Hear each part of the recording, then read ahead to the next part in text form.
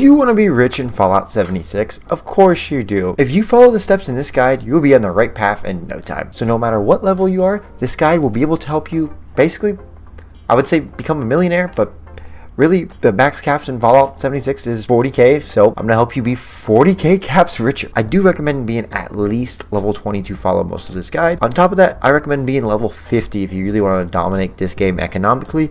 It's kind of harder to do some of these things until you reach level 50, so please keep that in mind, but give it a shot because you could definitely hit 40k caps before you even hit level 50. Tip number 1, do events and quests. This may be the least efficient way to earn caps, so I'm just going to knock this one out first. I have this on the list because this is something I do have to add because people do forget that you do actually get caps for doing quest events. Daily events, just pop-up events, anything. You do get caps for doing basically everything. I recommend doing this. Make sure you loot all the enemies from the event. They're going to give you a good bit of caps, as well as weapons that you can sell, scrap, and use for other things.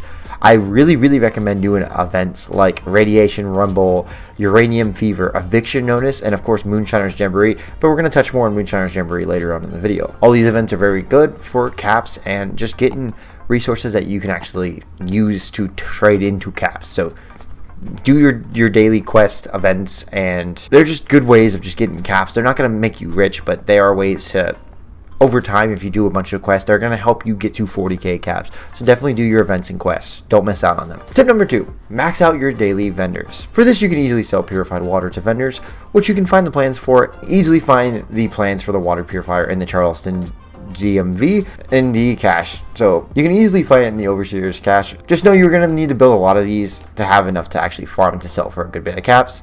These will only sell for about 5 caps each with hard bargain equipped, because I'm assuming if you're trying to get 40k caps, you have hard bargain equipped. That way you can get the most out of your vendors. For my higher levels, meaning that you've completed a few expeditions, go ahead and head to the White Springs Refugee, go talk to Giuseppe, and buy the Trench Runner's Hood for 85 stamps. These are really good because they only cost 2 cloth to craft, and they'll sell for around 16 caps each, with, of course, hard bargain equipped. That's not all though. If you do Moonshiner's Jamboree, as I said earlier, I was going to bring it back up. Moonshiner's Jamboree, make sure you do the event and collect all the Gulper innards. You're going to go to a cooking station, you're going to craft Gulper Slurry. These sell for 7 caps each with hard bargain, so if you actually collect all of these and take them to a vendor, that is way more than enough caps to actually max your vendor out for the day. If you didn't know, on a regular day, a vendor limit is only 1,400 caps. So on a regular day, a vendor limit will be 1,400 caps. So if you max out your vendor every day with no other intake of caps, you'll be at max caps limit in, well, about a month. So it's not going to be easy. It's roughly around 28 to 29 days. But of course, keep your eye out for those special weekends that have double cap limits. When you see double vendors, definitely jump on. Make sure you max your vendor out because that's going to save you a few days. It's definitely going to help you speed up the process to getting, well, to 40k caps, because that's why we're here, because we're trying to get you to 40k caps as quick as possible.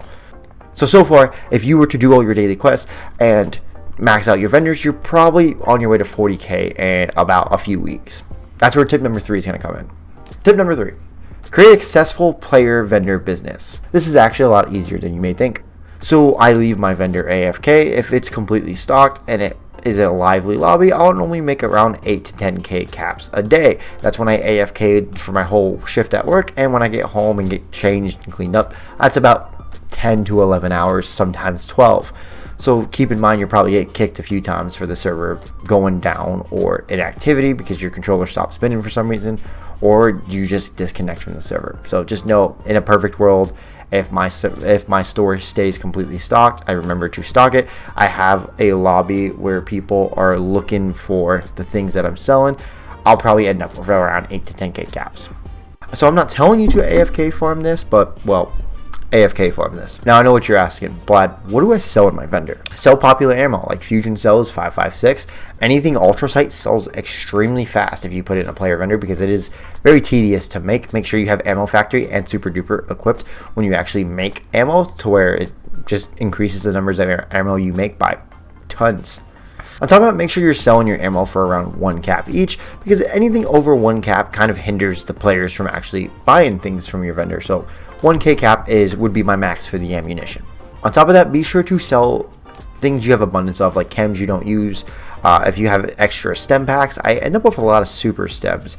I sell those for pretty cheap because they take up a lot of weight. Radaway and Rad-X is another one.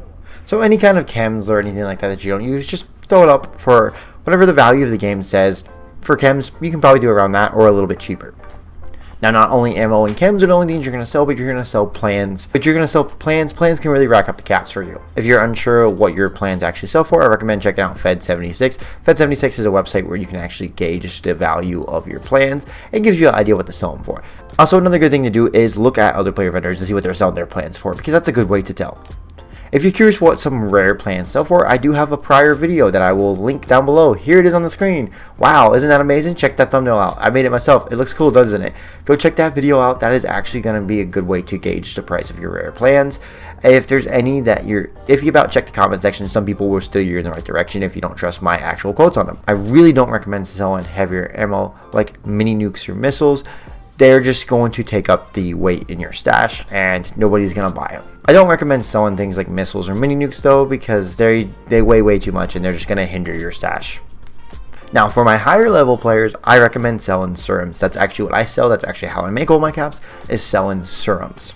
I normally sell serums to 500 to 800 caps a piece, depending on the serum. Normally people will buy 2 of them at a time, especially if they don't run starch genes, because they're trying to wipe all the mutations they have for certain builds. If you need the plans for them so you can get a stocked inventory, head over to White Springs Bunker. Just know that they aren't very cheap. Typically they will cost you just over 17,000 caps, so you have to think of it more as like a long-term investment, to where you are almost to 40k caps, so you buy a serum to kind of increase your influx of revenue. There's tons of other things you can sell in your camp though, like Fast Knock masks are normally pretty popular and they sell pretty quickly depending on the price of them. Also, just look for rare items around. There's tons of guides and stuff out there that tell you the rare items that sell pretty quickly.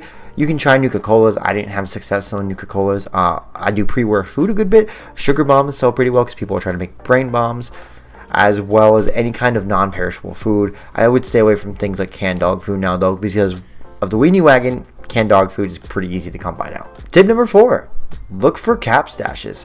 Finding cap stashes can be more beneficial when you have perks like Cap Collector.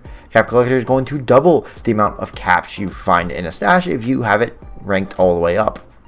I recommend also using Fortune Finder. Fortune Finder is a perk that will help you locate those stashes, so you don't have to look all over the place for them. It will actually give you a little sound when you get near them. Just note that the number of cap stashes on your map is dependent on the number of players in the lobby.